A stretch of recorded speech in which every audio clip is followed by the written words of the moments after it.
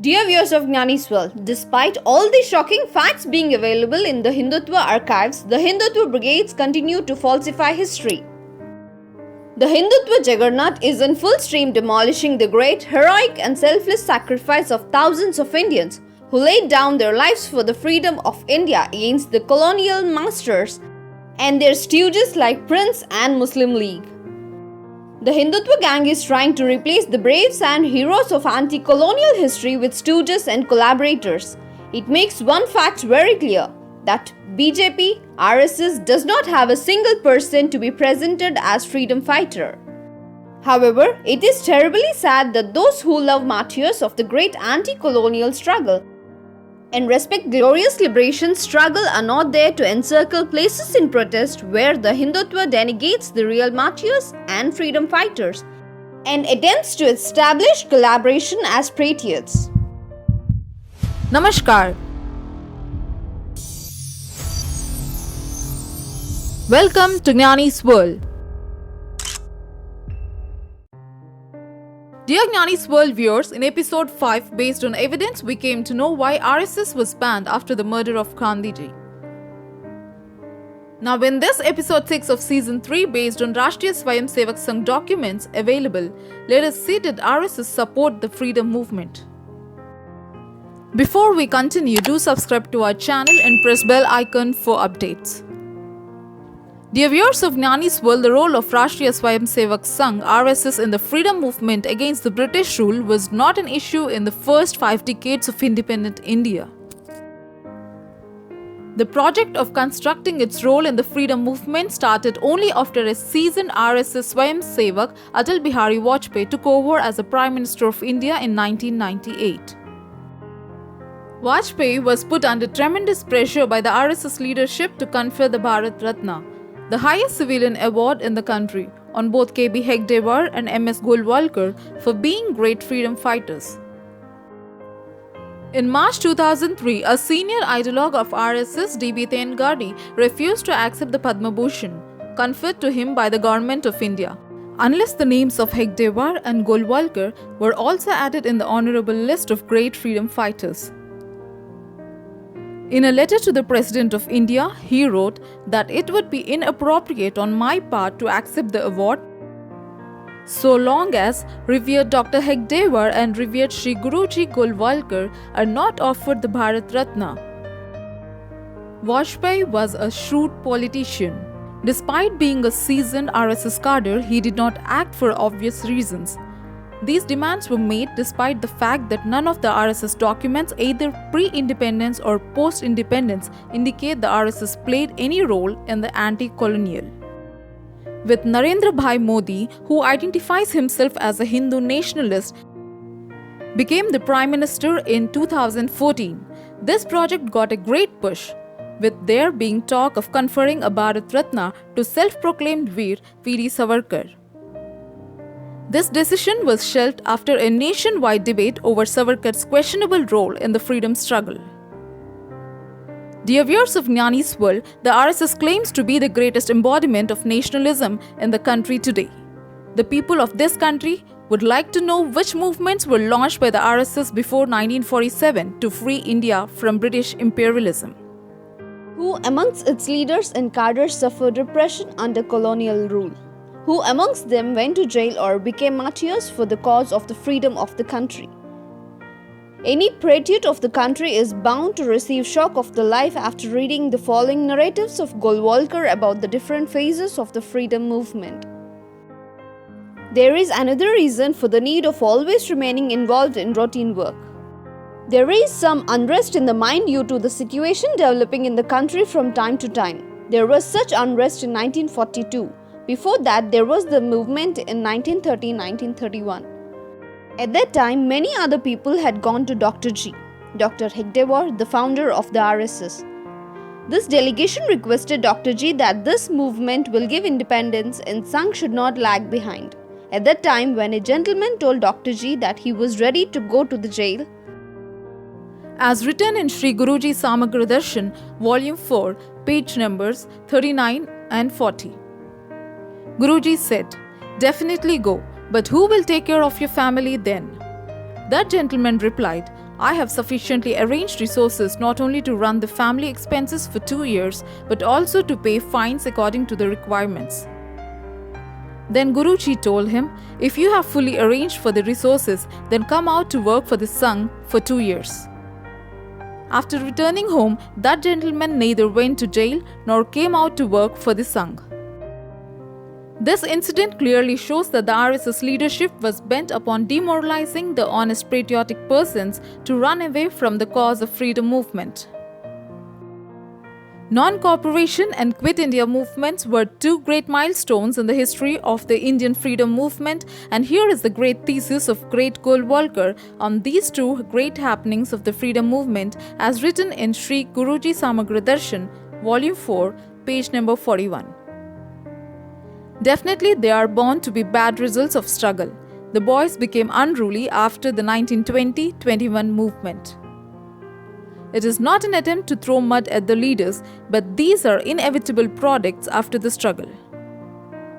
The matter is that we could not properly control these results. After 1942, people often started thinking that there was no need to think of the law. Thus, Golwalkar wanted the Indians to respect the draconian and repressive laws of the inhuman British rulers. While narrating the RSS attitude towards Quit India movement 1942 as written in Sri Guruji Samagra Darshan, Volume 4, page number 40, he admitted, in 1942 also, there was a strong sentiment in the hearts of many. At that time too, the routine work of Sangh continued. Sangh vowed not to do anything directly.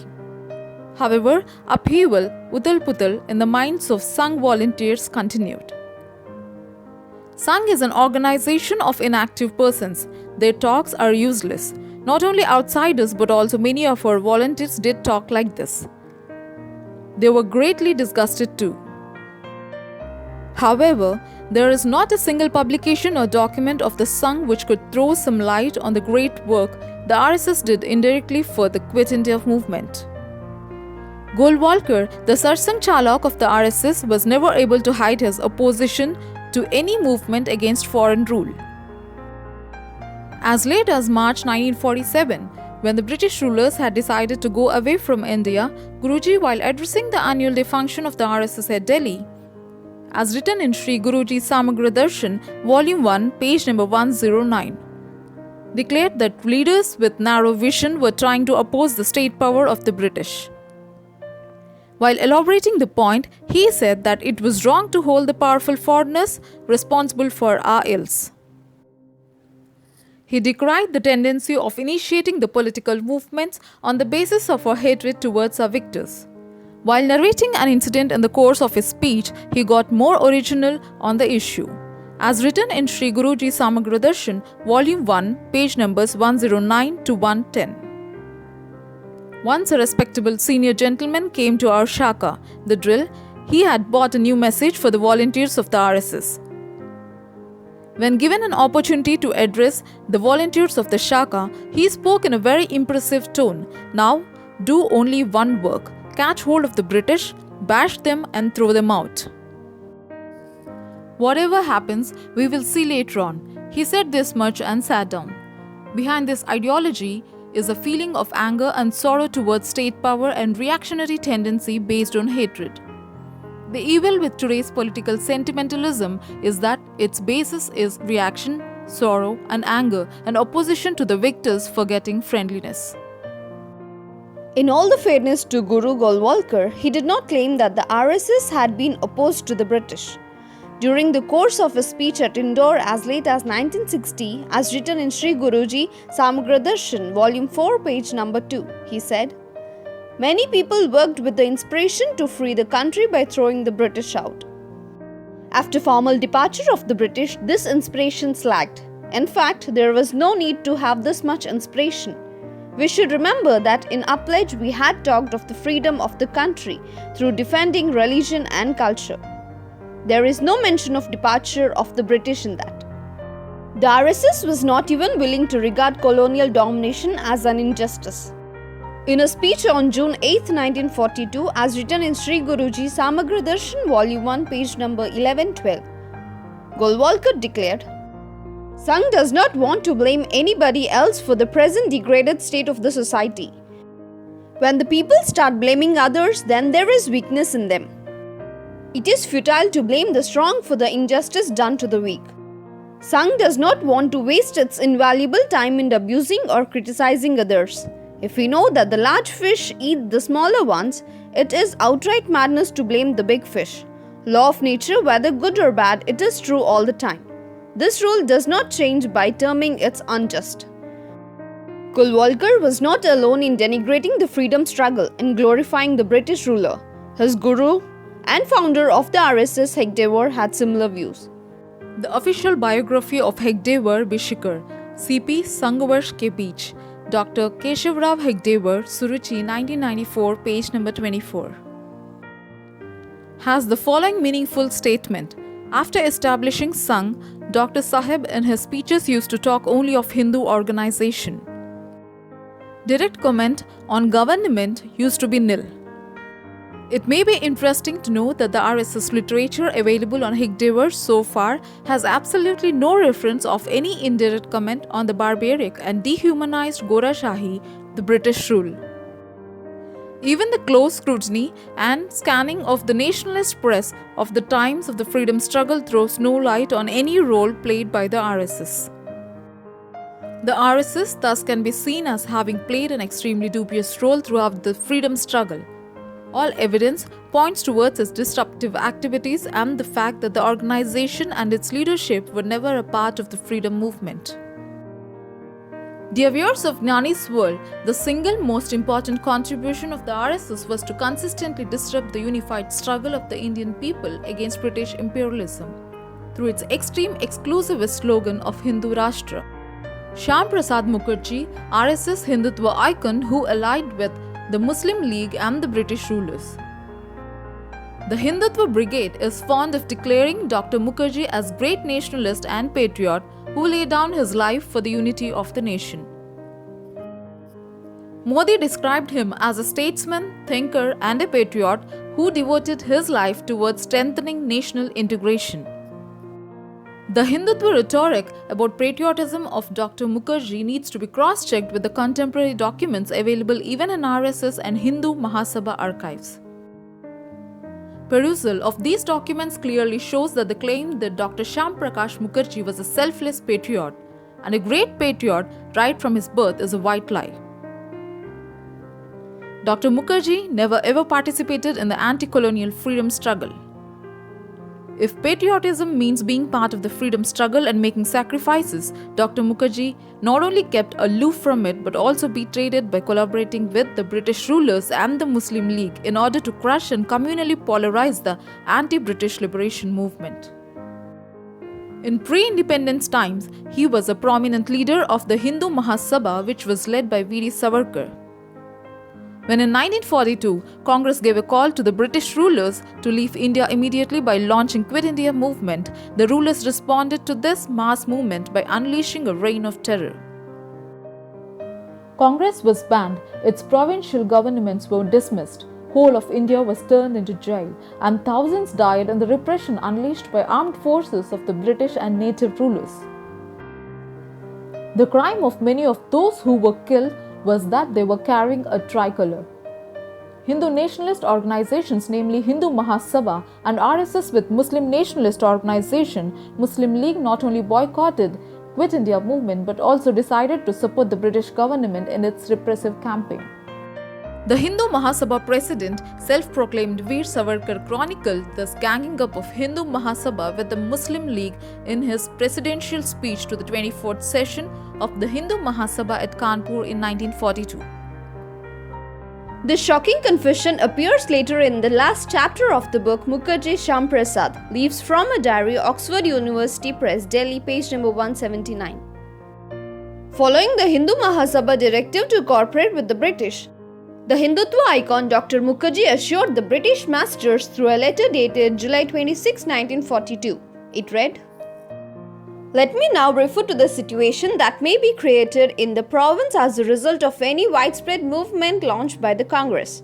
Anybody who during the war plans to stir up mass feeling resulting internal disturbance or insecurity must be resisted by any government that may function for the time being. His letter to Bengal governor that the Fazlul Haq-led Bengal government along with its alliance partner Hindu Mahasabha, Mukherjee being deputy CM in this ministry, made concrete suggestion for crushing the QIM. As cited in Norani AG, the RSS and BJP, a division of Labour leftward books, Delhi, page number 56 and 57, he wrote, "The question is how to combat this movement, that's Quit India and Bengal. The administration of the province should be carried on in such a manner that in spite of the best efforts of the Congress, this movement will fail to take root in the province. It should be possible for us, especially responsible ministers, to be able to tell the public that the freedom for which the Congress had started the movement already belongs to the representatives of the people. In some spheres, it might be limited during the emergency. Indians have to trust the British, not for the sake for Britain, not for any advantage that the British might gain, but for the maintenance of the defense and freedom of the province itself. You, as governor, will function as the constitutional head of the province and will be guided entirely on the advice of your minister." A prominent historian, R.C. Majumdar, who is also regarded as a true Bharatiya or Indian historian by the Hindutva brigade. As cited in Majumdar R.C. History of Modern Bengal, Volume 2, G. Bharadwaj & Co., Calcutta, page number 350. Commenting on this letter, he wrote, Shyama Prasad ended the letter with the discussion of the mass movement organized by the Congress. He expressed the apprehension that the movement would create internal disorder and will endanger internal security during the war by exciting popular feeling, and he opined that any government in power has to suppress it. But that according to him could not be done only by persecution. In that letter, he mentioned item-wise steps to be taken for dealing with the situation. Dear viewers of Gnanis World, backstabbing Netaji Subhash Chandra Bose. In a more shocking development, the Hindu Mahasabha of Dr. Mukherjee decided to help the British rulers in World War II. It was the time when Subhash Chandra Bose, known as Netaji, was organizing the INA, Azad Hind Fauj, and a military campaign to force the British out. The extent to which the Hindu Mahasabha was willing to help the British masters is clear from the following directive issued by Savarkar as president of the Mahasabha. As written in Savarkar VD, Samagra Savarkar Vangmaya, Hindu Rashtra Darshan, Volume 6, Maharashtra Prantika Hindu Sabha, Pune, 1963, page number 460. So far as Indian defense is concerned, Hindudom must ally unhesitatingly in a spirit of responsive cooperation with the war effort of the Indian government so far as it is consistent with the Hindu interests. By joining the Army, Navy and the aerial forces in as large a number as possible by securing an entry into all ordnance, ammunition and warcraft factories. Again, it must be noted that Japan's entry into the war has exposed us directly and immediately the attack by Britain's enemies. Consequently, whether we like it or not, we shall have to defend our own hearth and home against the ravages of the war. And this can only be done by intensifying the government's war effort to defend India. Hindu Mahasabhatis must therefore rouse Hindus, especially in the provinces of Bengal and Assam, as effectively as possible to enter the military forces of all arms without losing a single minute. Dear viewers of Gnanis World, despite all the shocking facts being available in the Hindutva archives, the Hindutva brigades continue to falsify history. The Hindutva juggernaut is in full stream demolishing the great, heroic and selfless sacrifice of thousands of Indians who laid down their lives for the freedom of India against the colonial masters and their stooges like Prince and Muslim League. The Hindutva gang is trying to replace the braves and heroes of anti-colonial history with stooges and collaborators. It makes one fact very clear, that BJP, RSS does not have a single person to be presented as freedom fighter.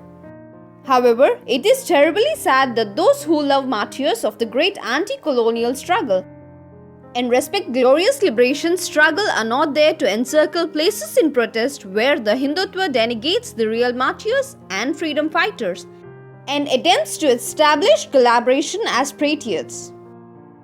Now, dear viewers of Gnanis World, everything is in front of you in black and white. Identify the real face of the RSS.